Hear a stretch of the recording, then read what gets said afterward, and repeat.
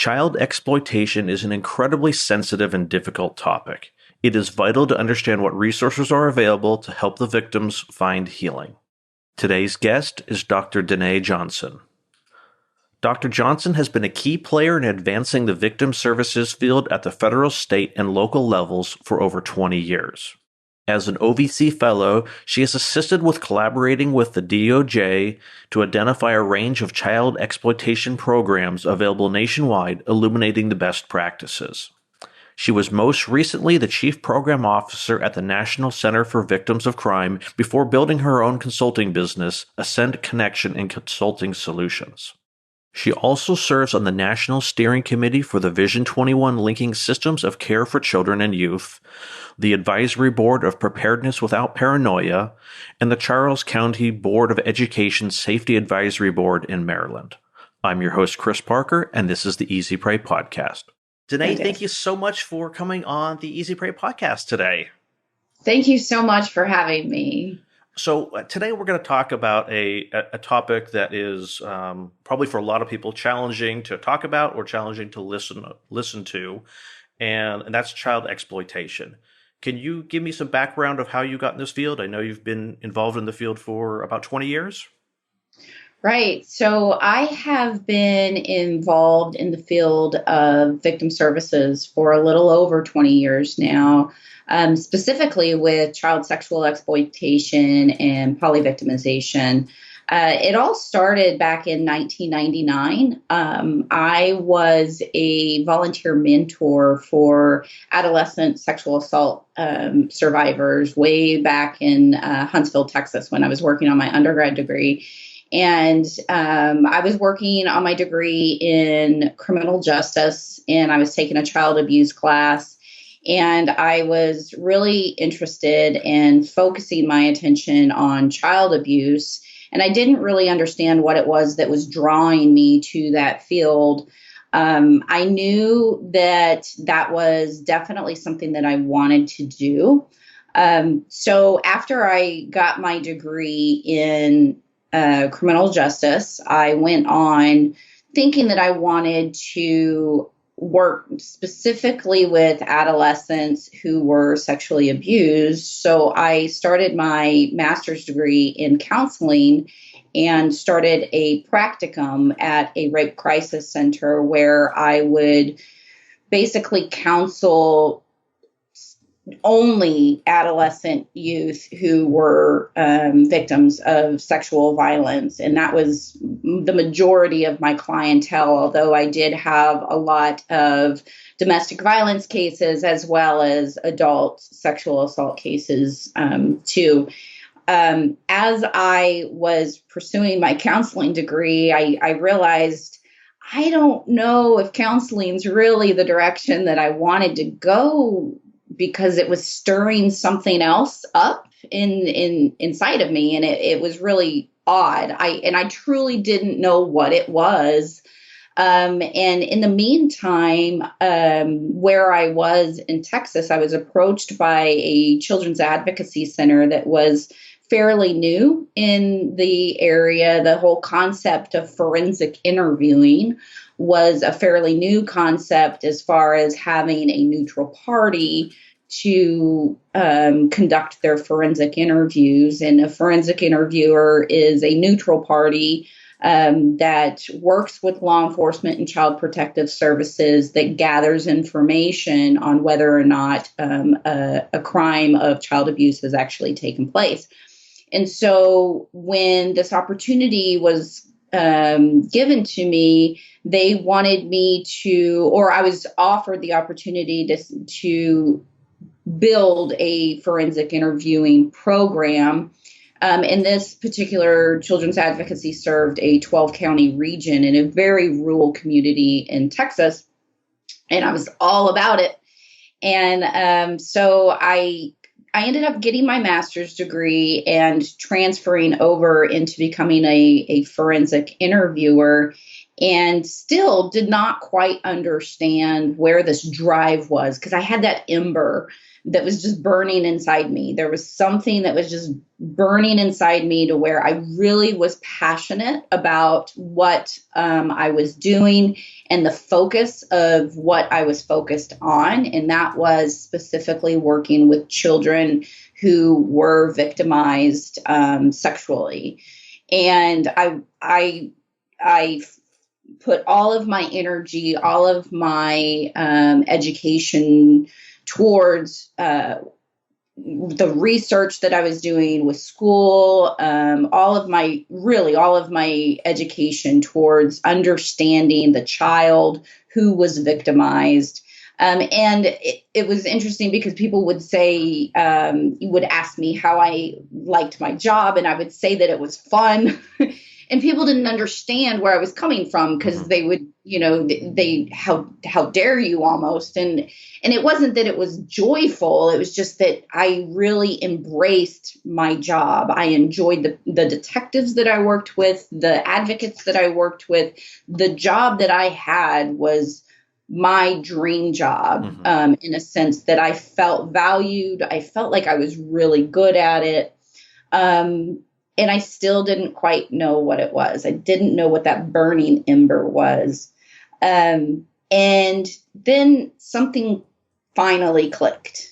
And I can't quite put a finger on when or where, but there was a memory that popped up in that I myself was abused. And I don't have a lot of childhood memories. I would say from the time that I was 5 to 9, I can't tell you anything about my childhood. The only thing that I remember are images from my family photo albums. So if I don't have a picture of it, I can't describe my childhood from the time that I was 5 to 9. And so that was fairly troubling, but at the same time, it was also that was my burning ember. That was the driving force for me to continue on. I wanted to know more about the children that were sitting in front of me.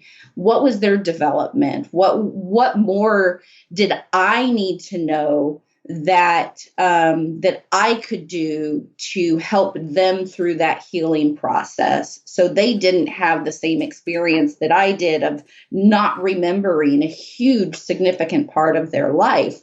So I decided to go on and obtain my doctorate degree in child development.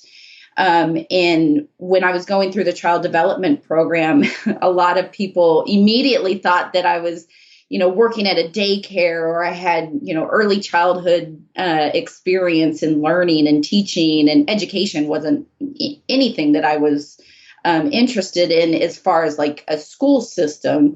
I was applying child victimization to through the child development lens. And that's really the journey that I went through to get to my experience of working in the field for so long on child exploitation, and eventually understanding, the implications of polyvictimization, that's just one piece of the puzzle to trauma. Gotcha. So we'll go back to polyvictimization because I've seen that. I think I understand the concept, and we'll talk about it, and I'm sure I'll get clarity. But I think I've seen that happen in other types of situations. When it comes to child exploitation and abuse, was there a particular category or an indicator situation that was kind of a common thread in being able to identify? Was the child more likely to be abused, or that something was happening, or they were being targeted?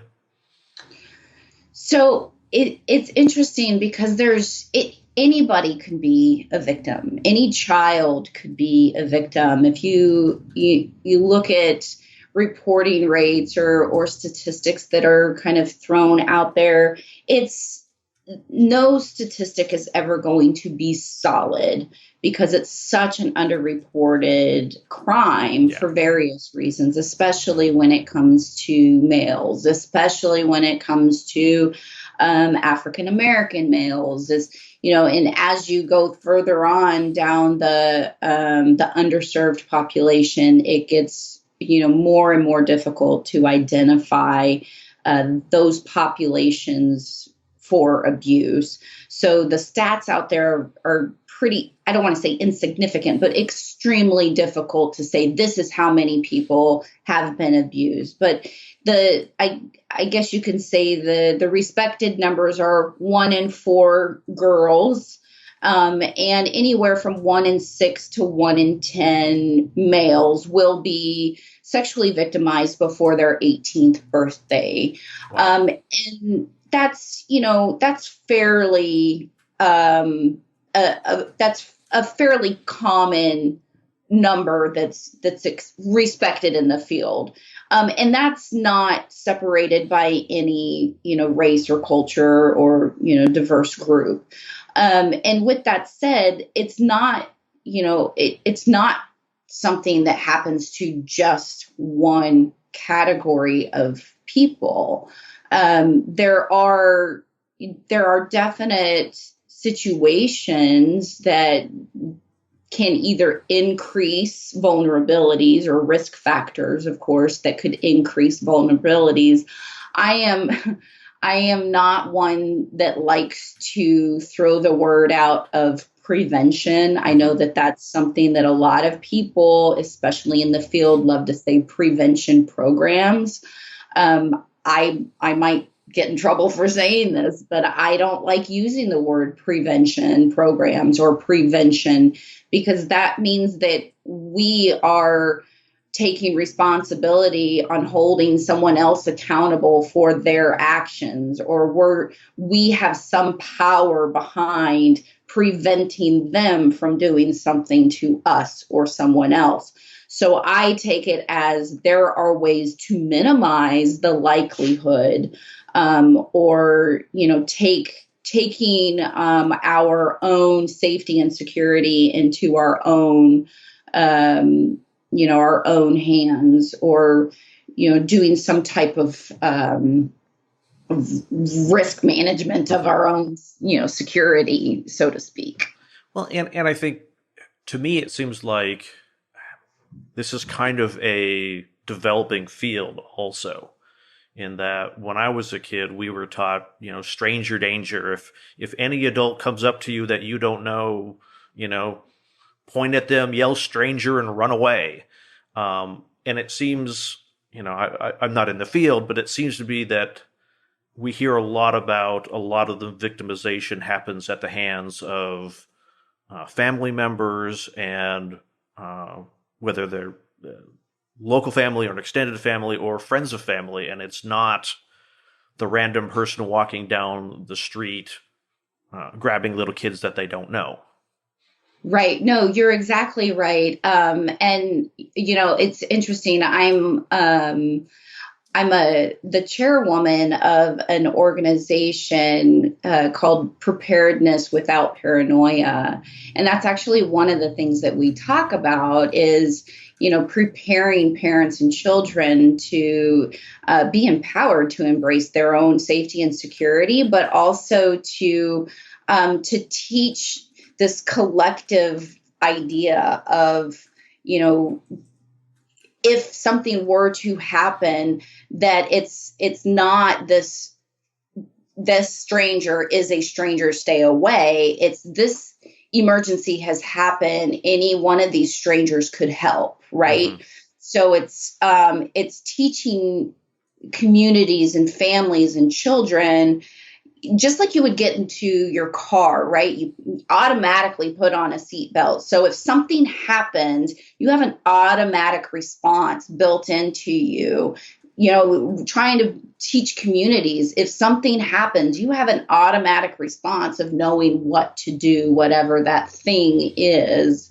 And that includes what happens if a child is sexually abused, what happens if a child discloses to you that they have something going on with them, and you have a responsible reaction, or you are responding in an appropriate manner. Because a lot of times what happens is adults are really uncomfortable talking about exploitation.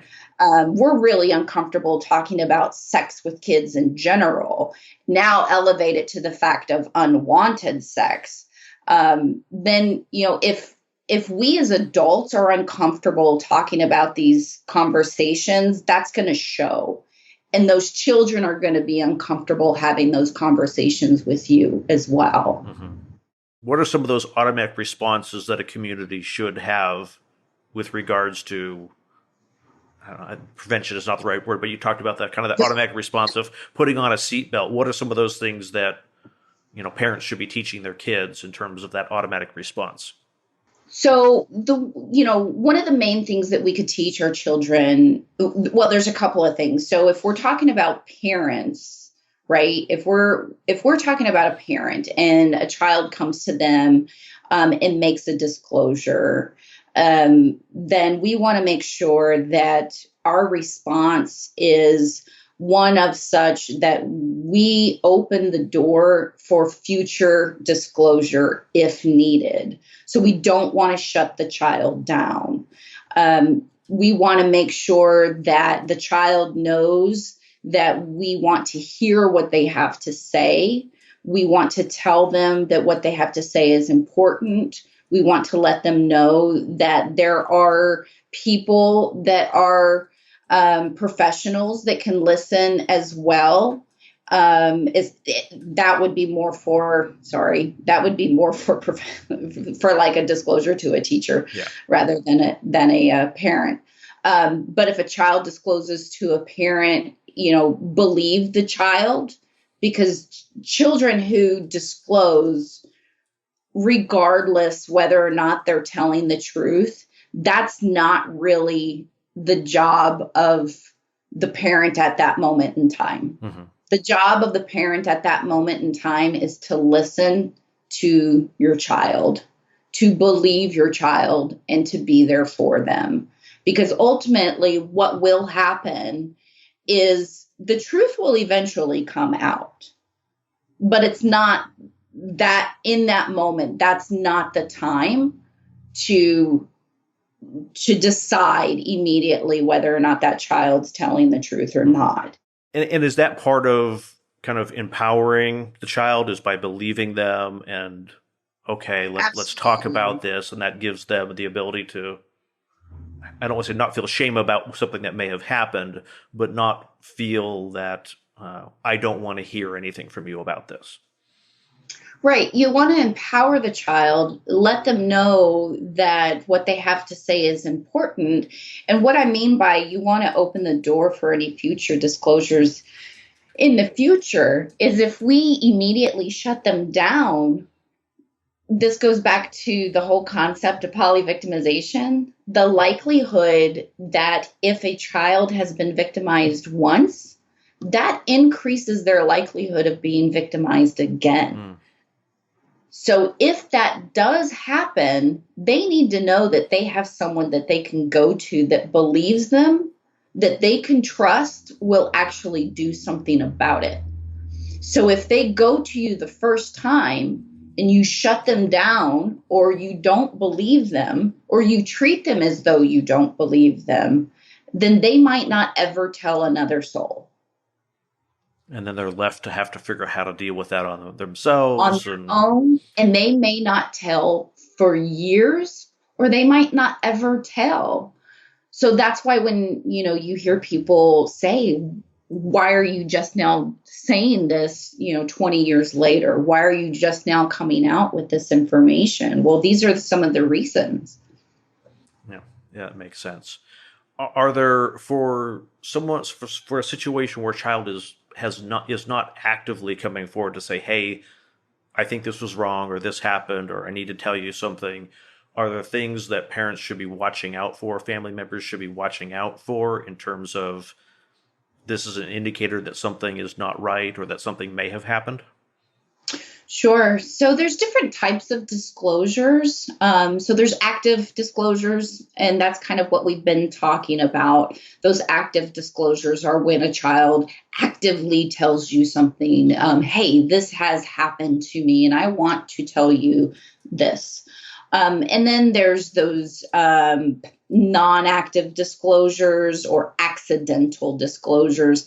And that often happens with the younger children, a lot younger. And that's usually when a child who is much younger and has a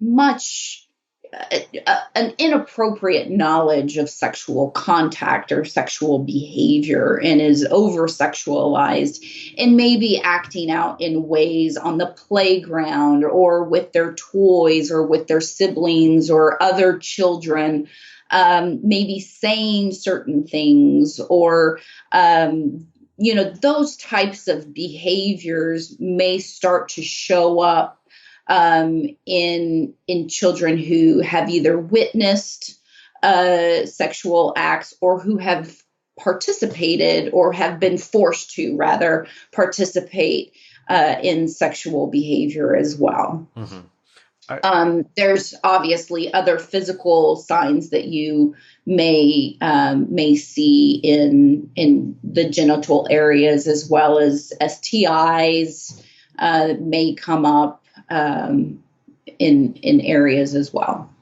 I know TV shows like to show like sudden shifts in like the child no longer wants to be around grandpa, let's say, and grandpa walks in the room and they start crying all of a sudden. Is that television drama or those sort of things part of reality or adjacent? It varies child by child. Mm-hmm. I mean, you have to realize that a lot of times, especially if it's a family member that is perpetrating on a child, these are family members who this child loves.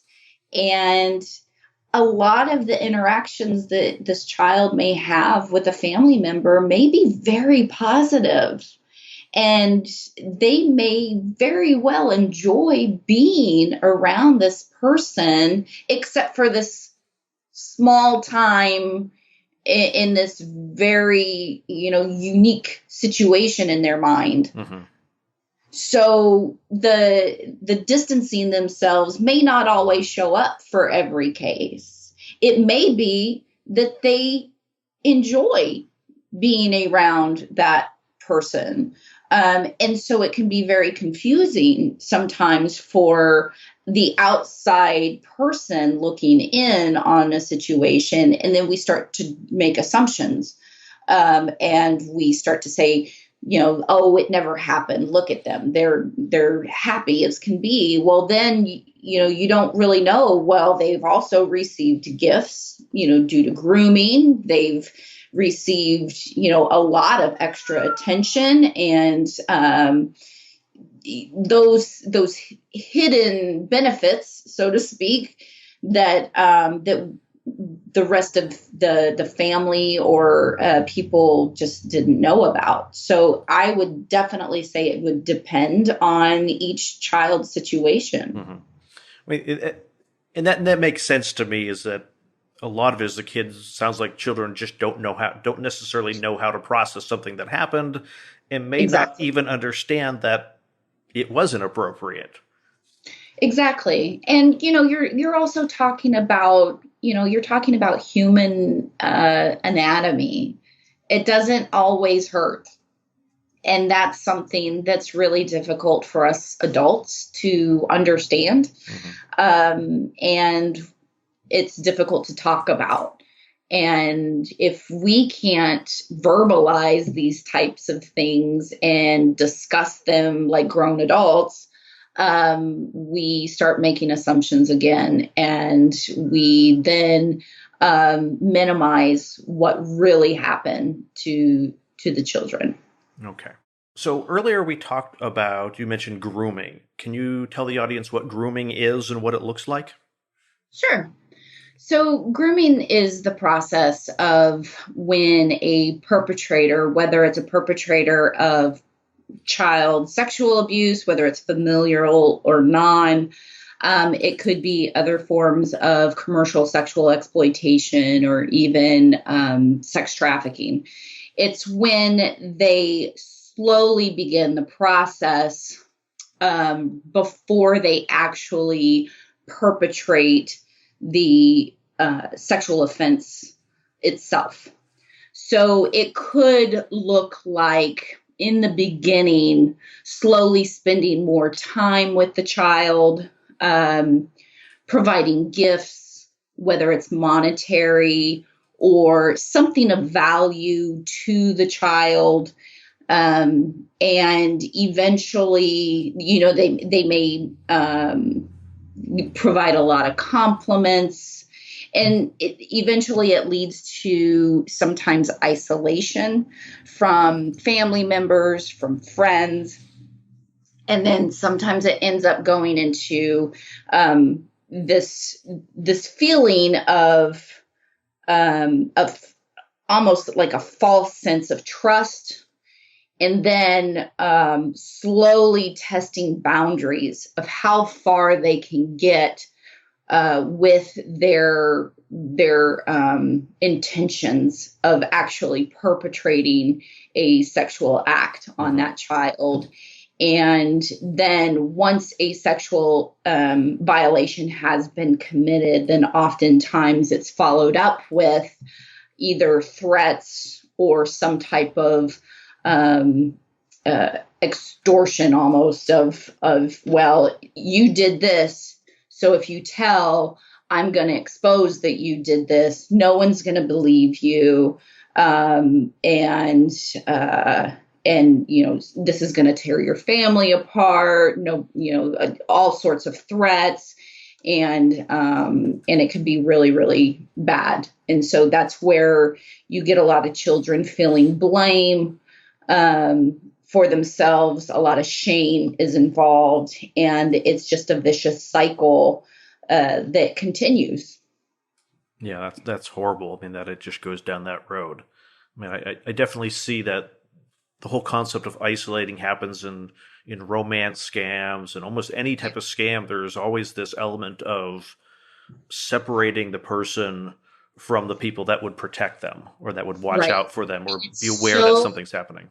So gradual. It's almost like you wake up and it's happened, and there you don't even realize it until it's happened. Yeah, I imagine it's not the sort of thing where the person says, "Okay, you need to never talk to all your friends and family ever again." That might be where it gets to, but what does that process look like of isolation in these types of situations? Sure. So it could look different. I can tell you from like a teenager's perspective. Sometimes it ends up where, like I had a teenage client, for example, where it started off as this was an after school coach. She had a boyfriend. So boyfriend, coach.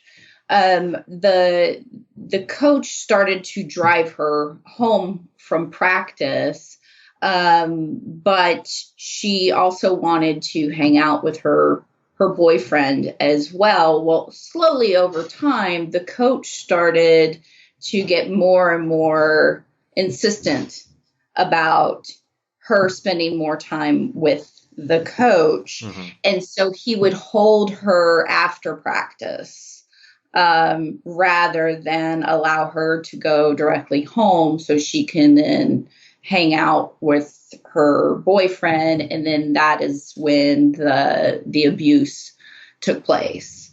And then the threats of her not being able to participate in athletics and those types of things were being sprung on her, so to speak.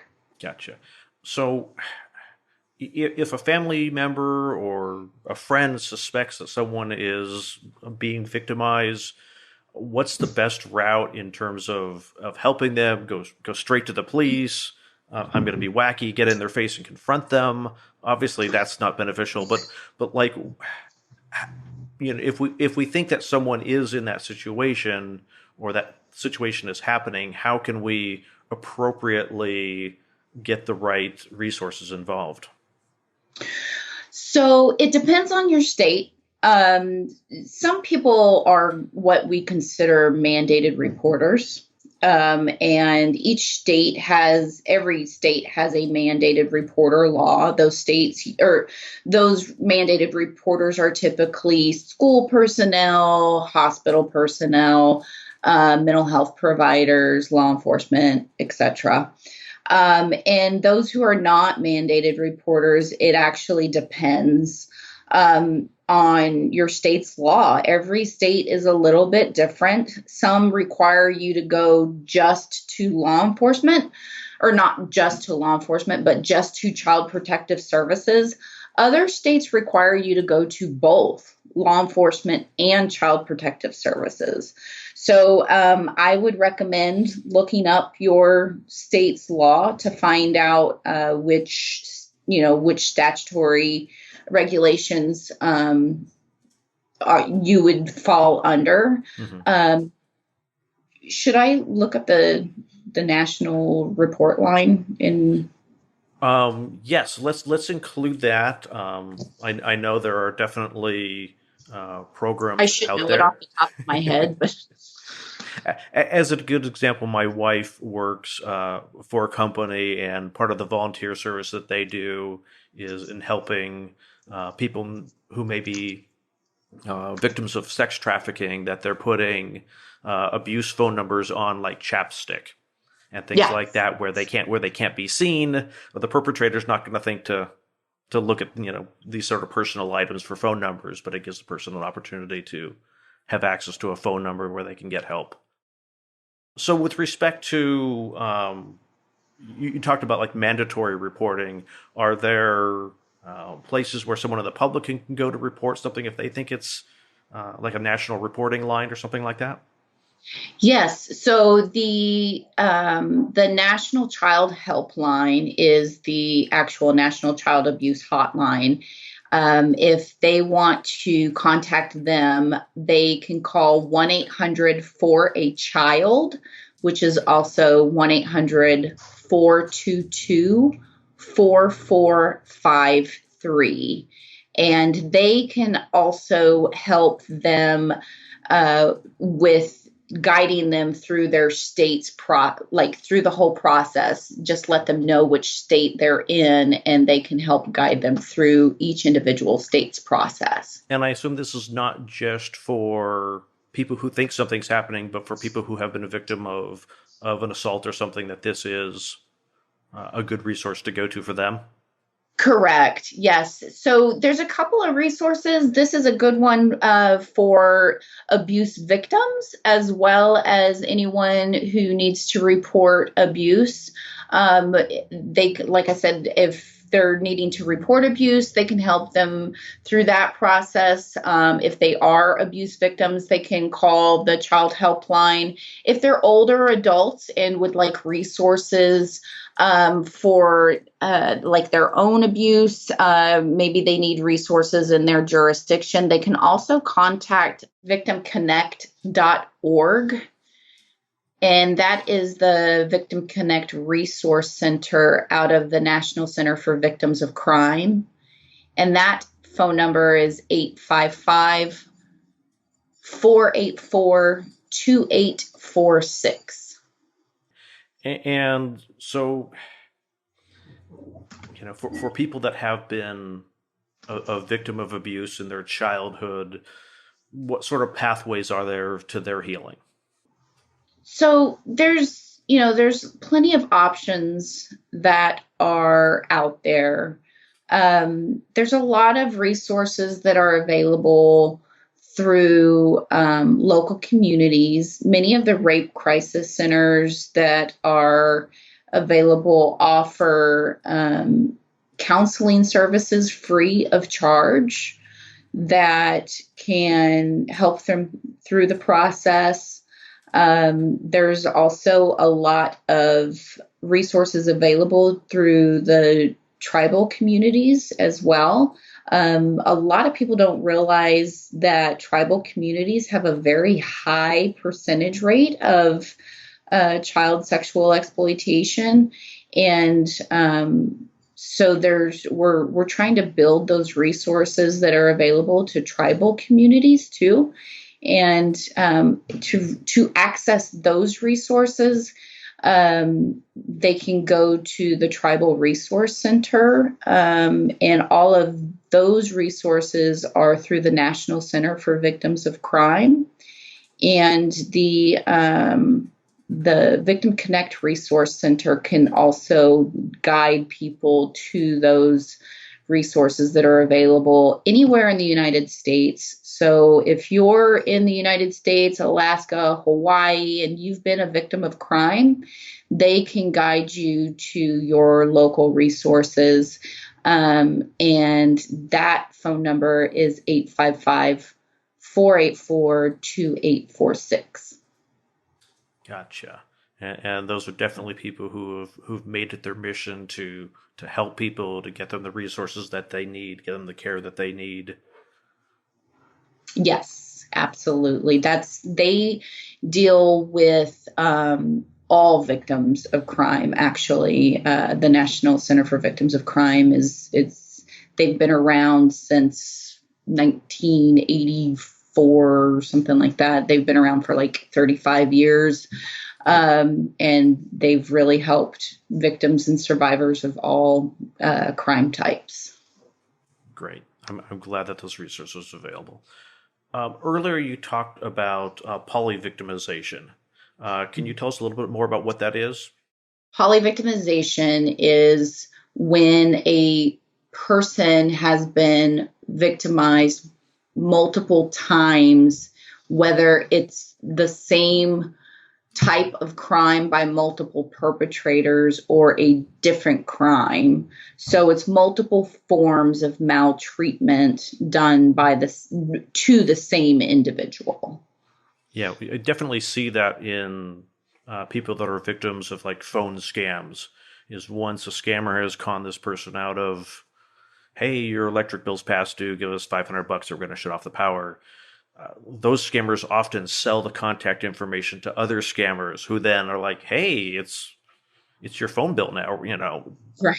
That is just, once someone has been a victim of one crime, these criminals just kind of pass that information around to continue to further victimize the person, which is really horrific.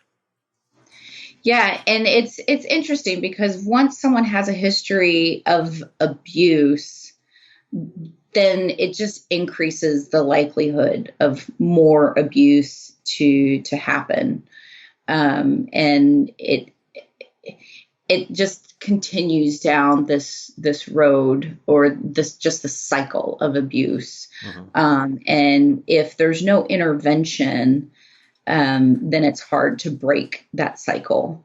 That was the question I was going to ask: is does early intervention break the cycle of polyvictimization? Yes. Well, does it? It definitely can.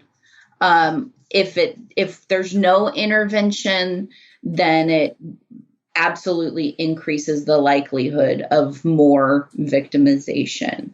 Mm-hmm. So one of the things that I talk on is this continuum of risk for polyvictimization, and it's interesting because the whole trajectory all starts and begins with this early onset of exposure to violence and trauma, and childhood adversities, or what we commonly refer to as the ACEs, or adverse childhood experiences, which was a really awesome study that was conducted by Kaiser Permanente. We talk a lot about how this early onset kind of leads into adolescent response. So if we don't have that intervention in between childhood and adolescent response, then you really start to develop your adolescent starts to develop their response and their young adult life really into the increased potential for online solicitation, commercial sexual exploitation, production of child sexual abuse images, and a lot of other forms of victimizations. Is there, when we talk about the cycle of abuse, is there a higher likelihood of that person becoming an abuser later on in their life, just because it's kind of been their childhood experience? So, or is that kind of more of a myth? So what we talk about is trauma, right? It's not so much a higher likelihood. I don't know what the statistics are, but what I do know is there is a higher likelihood that unaddressed trauma creates an adverse response, right? So when you have individuals who do not get their trauma addressed, their ability to cope in life and their ability to make good decisions decreases. So oftentimes we hear hurt people hurt people. So there may be a little, I don't want to say truth, but there are explanations for behavior. There's not justifications for behavior, because there's plenty of individuals who have experienced victimization that do not go on to victimize. So it's not necessarily this leads to this.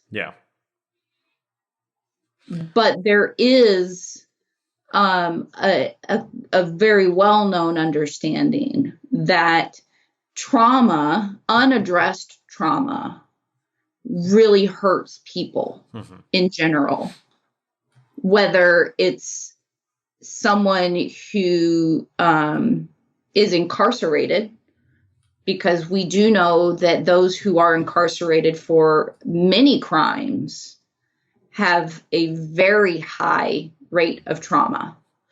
And that's a whole nother podcast. but there's a huge number of unaddressed trauma in the criminal justice system. And then we also know that those who are victimized experience trauma as well. I mean, it kind of sounds like one of the major underlying themes here is that we need to learn how to better deal with the traumas in our own life and the traumas in the lives of people around us, and help people to find a pathway to healing from things that have happened. I couldn't say it any better. So are there any other additional resources that you have for us, or if someone wants to get a hold of you, how can they do that? So yeah, if someone wants to get a hold of me, my email address is info@accsonline.org. My website, they can look me up on my website at www.accsonline.org. Other resources that are available, I spoke briefly about the Preparedness Without Paranoia, which I think is a fantastic resource for parents and community members. And there's some really great resources available for children as well, and that's pwporg.org. And there's an online magazine that's available on there as well. And then I think I mentioned a few resources on there for National Center for Victims of Crime and Victim Connect. And for everyone listening, we'll make sure to link those in the show notes, put the phone numbers in there. We'll also link to your site, and I really like Preparedness Without Paranoia. I like that concept. Right? It's wonderful. Yeah, it doesn't help to go through life paranoid. No, but it also doesn't help to go through life unprepared. So it sounds like a really great balance of factors there. Agreed. Deanee, thank you so much for coming on the podcast today. I really appreciate your time. Oh my goodness, it has been such a pleasure, and what a great opportunity. I appreciate your time. You're very welcome. Thank you for listening to this episode of the Easy Prey podcast. If you found this episode helpful, please share this episode with someone you know and leave a review at easyprey.com/review. Notes and a transcript of this episode with Dr. Deaneè Johnson can be found at easyprey.com/64.